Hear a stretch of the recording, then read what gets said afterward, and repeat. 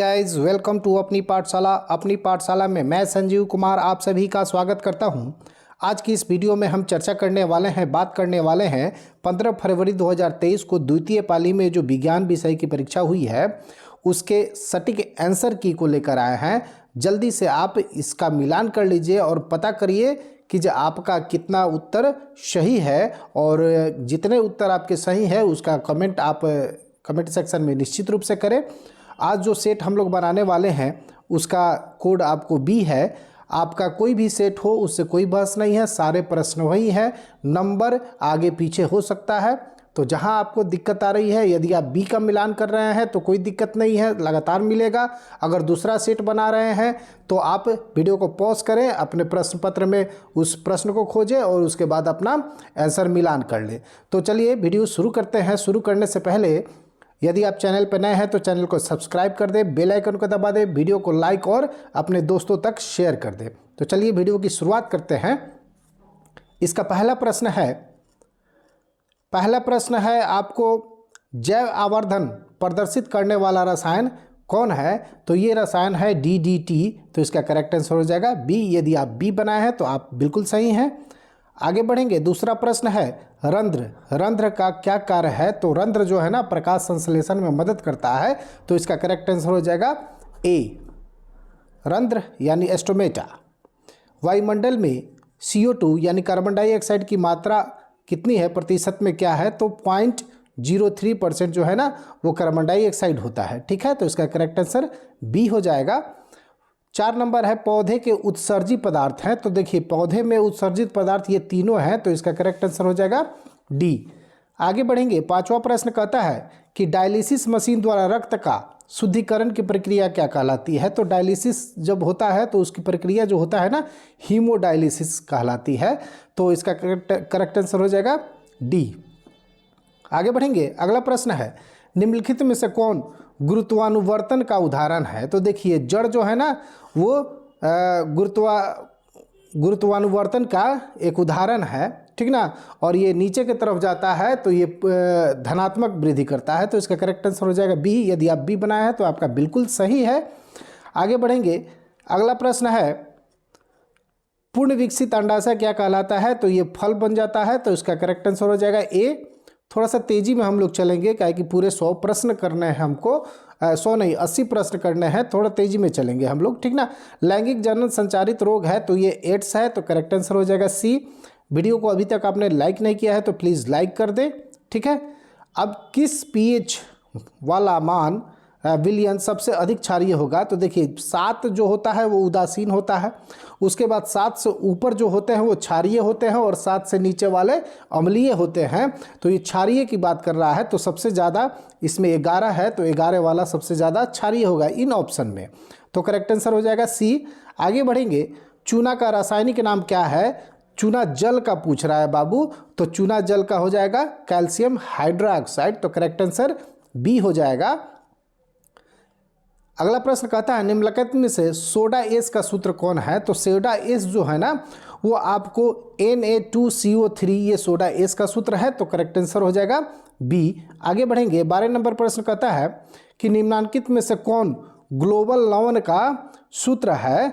तो ये जो है वो आपको Na2SO4 10H2O ये आपको करेक्ट आंसर हो जाएगा। तो इसका करेक्ट आंसर हो जाएगा ए।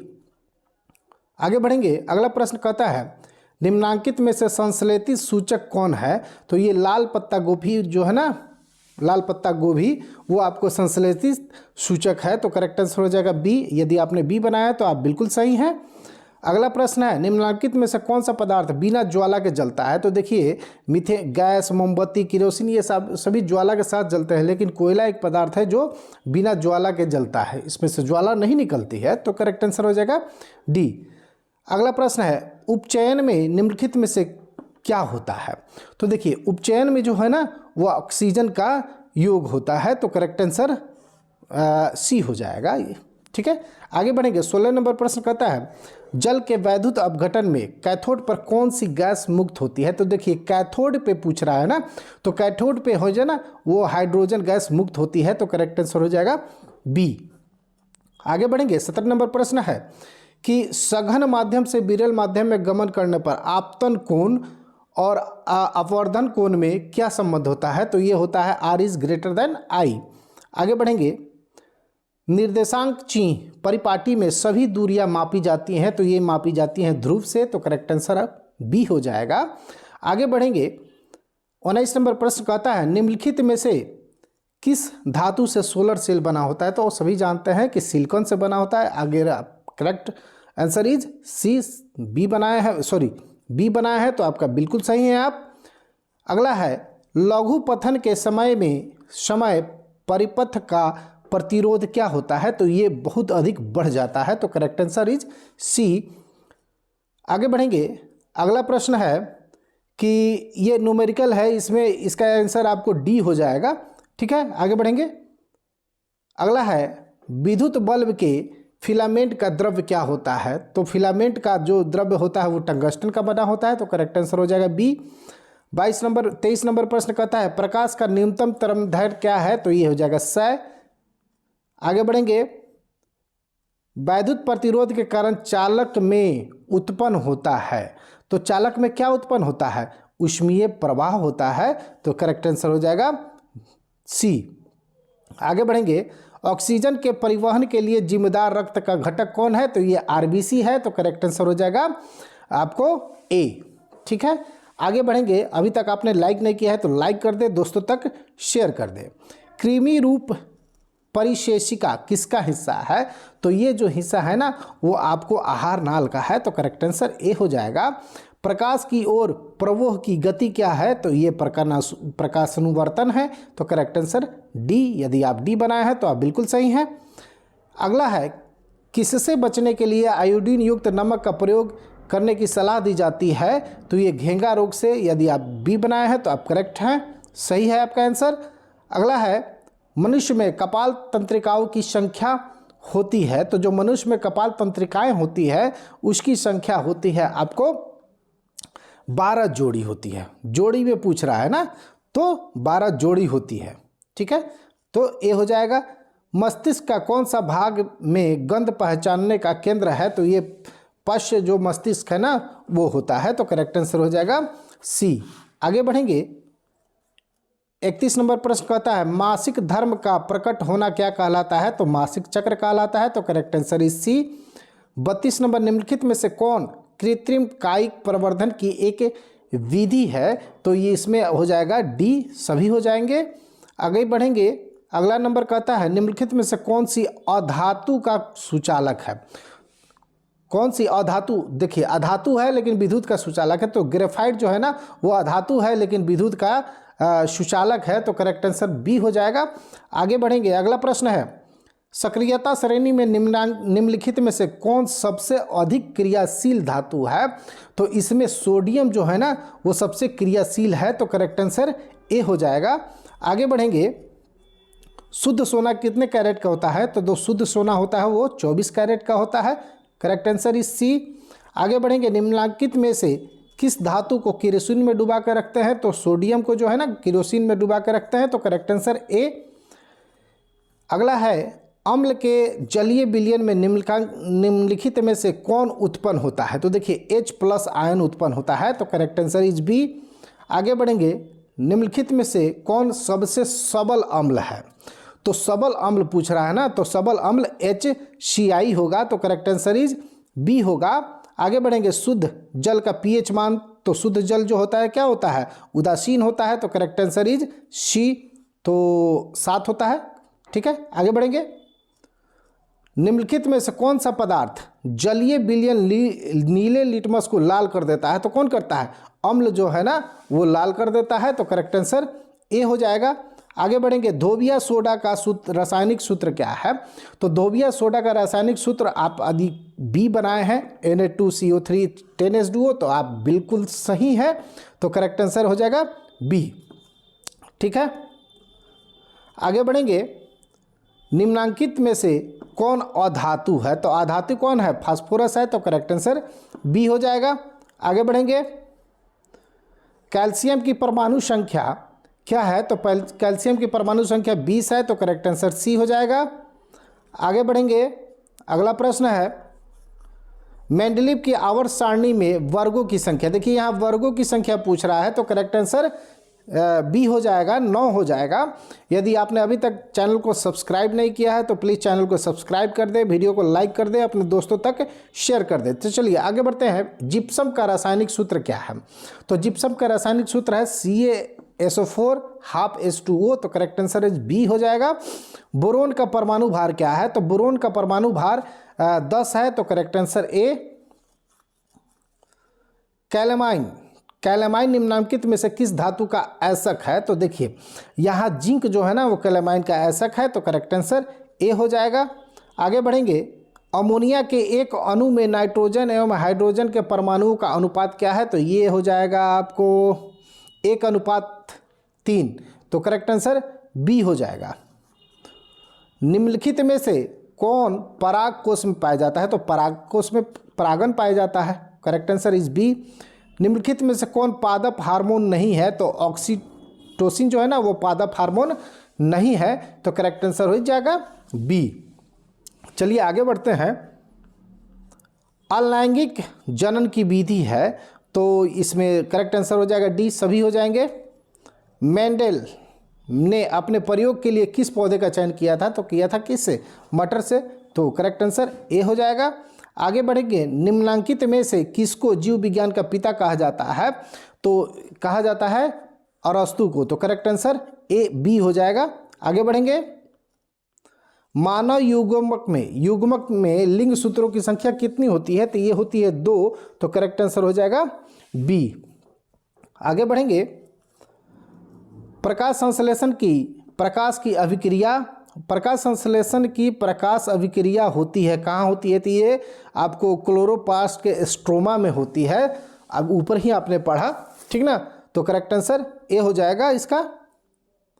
गुर्दे में उत्पादित मूत्र अस्थायी रूप से कहाँ संग्रहित होते? जो उत्पादित मूत्र होगा वो मूत्राशय में जमा होगा, तो करेक्ट आंसर डी हो जाएगा। पेंटेन का जिसका अणुसूत्र C5H12 है कि कितने संरचना समावयी संभव है? तो इसका हो जाएगा 5, तो करेक्ट आंसर ए हो जाएगा आपको। कार्बन आवर्त सारणी के किस वर्ग का सदस्य है? तो देखिए कार्बन जो है ना आपको 14वें वर्ग का सदस्य है, तो करेक्ट आंसर डी। यदि डी बनाए हैं तो आप बिल्कुल सही हैं। आगे बढ़ेंगे। अगला प्रश्न है घेंगा रोग पनपता है, तो अभी आपने ऊपर भी बनाया इसका, तो करेक्ट आयोडीन की कमी से, तो करेक्ट आंसर सी हो जाएगा। रंध्र पाए जाते हैं, तो रंध्र पत्तियों में पाए जाते हैं जिसके सहायता से प्रकाश संश्लेषण की क्रिया होती है, ठीक ना, तो ये हो जाएगा आपको बी में। इससे संबंधित लगभग 3 प्रश्न आ चुके हैं। आगे बढ़ेंगे। रक्तचाप मापने के लिए तो स्फिग्नोमैनोमीटर से रक्तचाप यानी बीपी नापा जाता है, तो करेक्ट आंसर हो जाएगा डी। आगे बढ़ेंगे। पराग कोश में क्या पाए जाते हैं? तो पराग कोश में क्या पाया जाएगा? परागकण पाया जाएगा, तो करेक्ट आंसर डी हो जाएगा। लसिका का रंग होता है, तो लसिका का रंग हल्का पीला कलर का होता है, तो करेक्ट आंसर डी हो जाएगा। अगला प्रश्न है निम्नलिखित में से कौन एक जैव अनवीकरणीय पदार्थ है? तो जैव अनवीकरणीय पदार्थ आपको DDT हो जाएगा, करेक्ट आंसर हो जाएगा डी। यदि आपने अभी तक लाइक नहीं किया है तो लाइक कर दे, सब्सक्राइब कर दे, ठीक ना।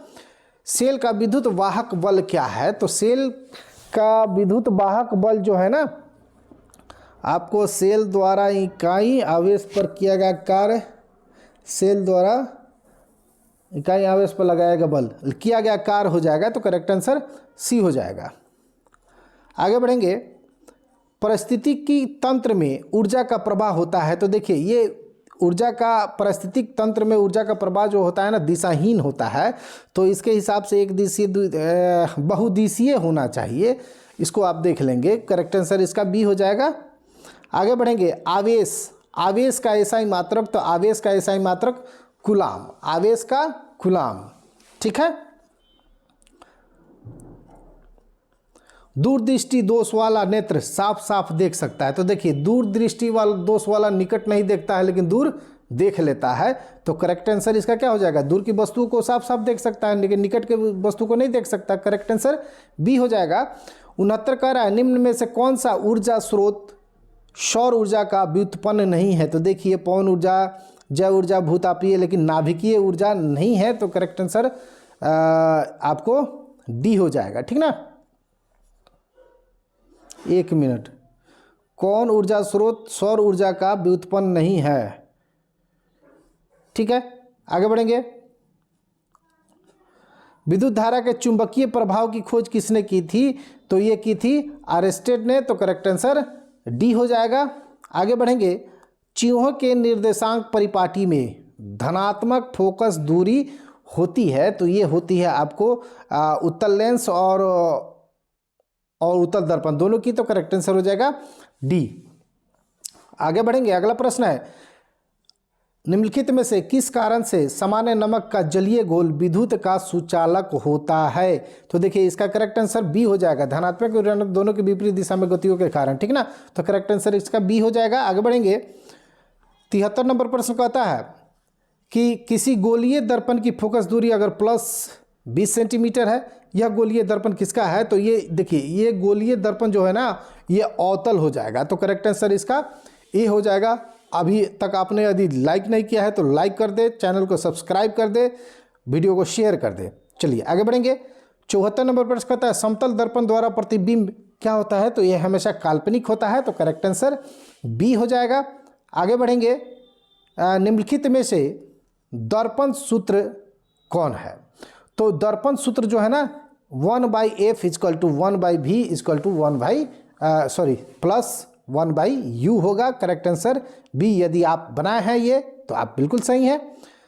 आगे बढ़ेंगे। 76 नंबर प्रश्न कहता है किसी समतल दर्पण का आवर्धन होता है, तो m = +1 होता है, तो करेक्ट आंसर ए हो जाएगा।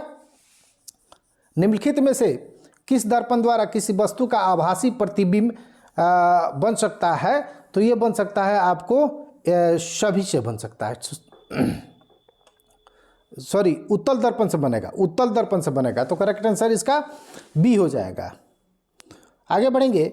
78 कहता है आकाश का नीला रंग होना किस परिघटना का परिणाम है? तो ये है प्रकीर्णन से होता है ऐसा, ठीक ना। तो करेक्ट आंसर इसका सी हो जाएगा।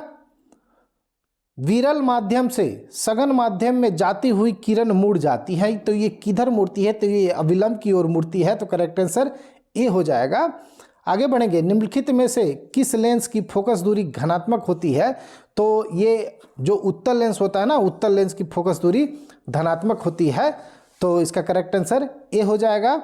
अब यहाँ 80 प्रश्न पूरे हो चुके हैं। प्रथम पाली के जो साइंस का एग्ज़ाम है उसका भी वीडियो डाला जा चुका है, जिसका लिंक मैं डिस्क्रिप्शन बॉक्स में दे दूंगा, वहाँ से जाकर अभी आप उसको देख सकते हैं। और इस चैनल पे जितने भी एग्ज़ाम हैं सोशल साइंस के, इंग्लिश के, आपको सारे के आंसर की डाले जाएंगे, इसलिए चैनल को आप सब्सक्राइब कर लें, बेल आइकन को दबा दें, वीडियो को लाइक और शेयर कर दें। तो चलिए फिर मिलेंगे कल अगले वीडियो के साथ सोशल साइंस के आंसर की के साथ। तब तक के लिए जय हिंद, जय भारत, जय बिहार। आप सभी को कल के परीक्षा के लिए ढेर सारी शुभकामनाएं। जय हिंद।